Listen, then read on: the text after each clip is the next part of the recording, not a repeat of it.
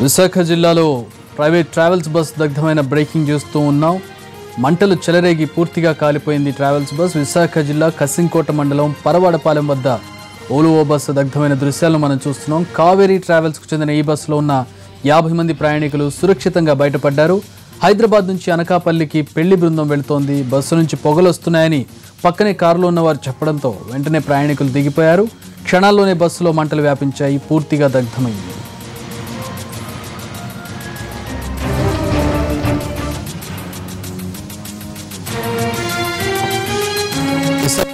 పరవాడపాలెంలో ఈ ఘటన చోటు చేసుకుంది. బస్సులోని 50 మంది ప్రయాణికులు సురక్షితంగా ఉన్నారు. పక్కన వెళ్తున్నటువంటి కారు బస్సులోంచి వస్తున్న పొగలను గమనించి సమాచారం ఇవ్వడంతో వెంటనే అందరూ కూడా దిగిపోయారు. దీంతో భారీ నష్టం తప్పిందని చెప్పుకోవాలి. కావేరీ ట్రావెల్స్కి చెందిన బస్సుగా తెలుస్తోంది. పూర్తి వివరాలు మా ప్రతినిధి రవిచంద్ర అందిస్తారు. రవిచంద్ర, ఘటన ఎలా జరిగింది, ఏమన్నా కారణం తెలుస్తోంది, ఎట్లా జరిగింది, ఎందుకు జరిగిందని ప్రయాణికులు ఏమంటున్నారు? ఈ రోజు ఉదయం దాదాపుగా కాళ్ళపాలెం దగ్గర నేషనల్ హైవే జరిగిన ఘోర అగ్ని ప్రమాదం జరిగింది. ఈ ప్రమాదంలో ఓల్వో బస్సు పూర్తిగా దగ్ధమైపోగా ఇందులో ప్రయాణిస్తున్న 40 నుంచి 60 మంది ప్రయాణికులు అయితే సురక్షితంగా బయటపడ్డారు. ఈ ఘటనకు ప్రయాణికులు చెప్తున్న సమాచారం, లేదంటే వెనక నుంచి వస్తున్న కార్ డ్రైవర్ ఇస్తున్న సమాచారం ప్రకారం షార్ట్ సర్క్యూట్ వల్ల ఒక్కసారిగా మంటలు చెలరేగినట్టుగా చెప్తున్నారు. అయితే వెనక ఇండియన్ వెనక నుంచి వస్తున్న పొగలను గమనించిన ఆధారపై వెళ్తున్న సాటి ప్రయాణికులు డ్రైవర్ను అప్రమత్తం చేశారు. బస్సు దగ్ధం అవడానికి పొగలు దట్టంగా వస్తున్నాయి, బస్సు దట్టమయ్యే ప్రమాదం ఉందని వారు హెచ్చరించడంతో ఒకటిన ప్రయాణికులందరూ దించేశారు. ప్రయాణికులు దిగిపోయిన కొద్ది నిమిషాలకే పూర్తిగా బస్సు అంతా కూడా దగ్ధం అయిపోయింది.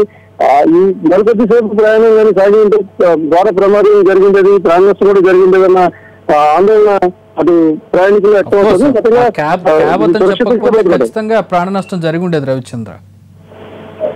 యాక్చువల్లీ అంటే వీళ్ళు మొత్తం కొద్దిసేపటి అంటే దాదాపుగా ఒక 20 కిలోమీటర్ల లోపల అంటే వాళ్ళ డెస్టినేషన్ ఏదైతే ఉందో అనకాపల్లికి చేరుకోవాల్సి ఉంది. వీళ్ళంతా కూడా హైదరాబాద్ నుంచి పెళ్లి బృందంతో వస్తున్నారు.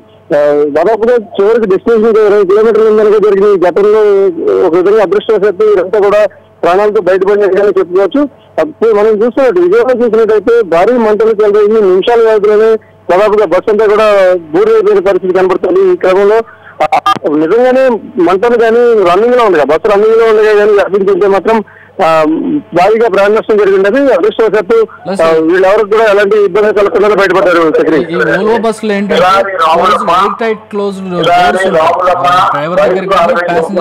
రావడానికి కానీ 2-way డోర్ ఉంటుంది.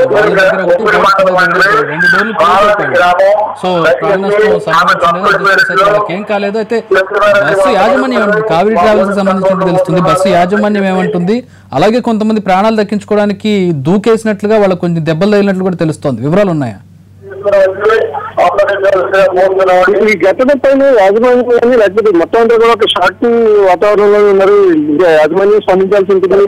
అసలు ఘటనకి షార్ట్ సర్క్యూట్ కారణమని ప్రాథమికంగా భావిస్తున్న క్రమంలో ఎందుకు జరిగింది, ఎక్కడ షార్ట్ సర్క్యూట్ వల్ల మంటలు చెలరేగాయి అనేది మాత్రం తెలియాల్సి ఉంది.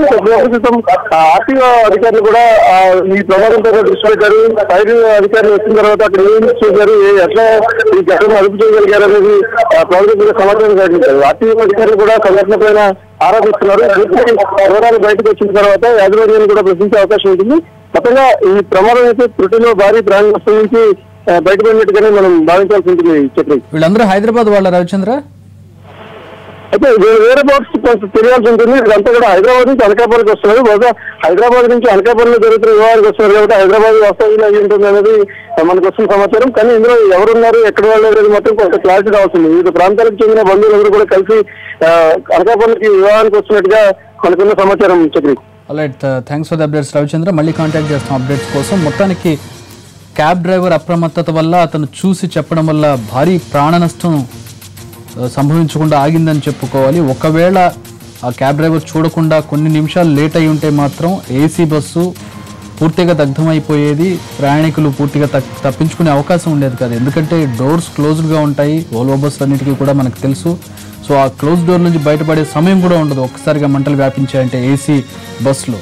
అలాంటి పరిస్థితుల్లో ప్రయాణికులు ముందుగా బయటకు దిగిపోవడం జరిగింది. కొంతమంది ఎమర్జెన్సీ ఎగ్జిట్ని బద్దలు కొట్టుకొని దూకడంతో కొంతమంది గాయాలైనట్లు కూడా తెలుస్తోంది. ఇది హైదరాబాద్ నుంచి అనకాపల్లి పెళ్లికి వెళుతూ ఉన్నారు. పెళ్లి బృందం ఇందులో ఉంది. దాదాపు 50 మంది ప్రయాణికులు ఉన్నట్లుగా తెలుస్తోంది. బస్సులోంచి పొగలు వస్తుండడంతో పక్కనే ట్రావెల్ చేస్తున్నటువంటి ఒక క్యాబ్ డ్రైవర్ అప్రమత్తంగా బస్ డ్రైవర్కి వివరాలు చెప్పడంతో వెంటనే బస్సు పక్కనే ఆపడం, ఆ తర్వాత అందులోంచి ప్రయాణికులు దిగడం జరిగాయి. వారు దిగిన వెంటనే కొద్దిసేపటికి బస్సు పూర్తిగా దగ్ధమైపోయింది. మనం విజువల్స్లో చూడవచ్చు పూర్తిగా దహనం అవుతున్నటువంటి బస్సుని, అలాగే గాలి బూడిదైపోయినటువంటి బస్సును మరొక పక్కన చూడవచ్చు. అదృష్టవశాత్తు ఎవరికి ఏమీ కాలేదు, ప్రాణాలు దక్కాయి ప్రయాణికులు, అంతవరకు సంతోషించదగ్గ విషయం. అయితే ఈ ఘటన ఎలా జరిగింది, ఎందుకు జరిగింది, ట్రావెల్స్ నిర్లక్ష్యమా లేదంటే షార్ట్ సర్క్యూటా లేదంటే ఏమైనా సాంకేతిక లోపం అనేది ఇంకా తెలియాల్సి ఉంది. ప్రయాణికులు మాత్రం హైదరాబాద్ నుంచి అనకాపల్లి పెళ్లికి వెళ్తూ ఉన్నారు. 50 మంది ఉన్నారు. బహుశా వీరంతా కూడా హైదరాబాద్కు చెందిన వారు అయి ఉండొచ్చని ప్రాథమికంగా తెలుస్తూ ఉంది. దానికి సంబంధించిన విజువల్స్ మనం చూడవచ్చు. పరవాడ దగ్గర ఈ ఘటన చోటు చేసుకుంది.